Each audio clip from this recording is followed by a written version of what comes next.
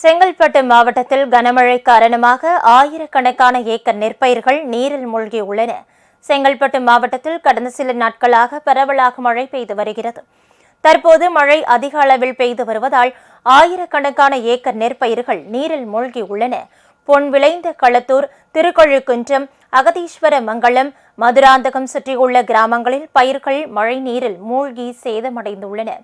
இதனால் கவலை அடைந்துள்ள விவசாயிகள் அரசு உரிய இழப்பீடு வழங்க வேண்டும் என்று கோரிக்கை விடுத்துள்ளனர். உங்கள் ராஜ் நியூஸ் தொலைக்காட்சியில் திங்கள் முதல் வெள்ளி வரை தினந்தோறும் பிற்பகல் 2 மணிக்கு உங்கள் பகுதியில் உள்ள குறைகளை நேரலையில் தெரிவிக்கும் புகார் பெட்டி நிகழ்ச்சி. பங்கு பெறுங்கள், பயனடையுங்கள், காணத் தவறாதீர்கள்.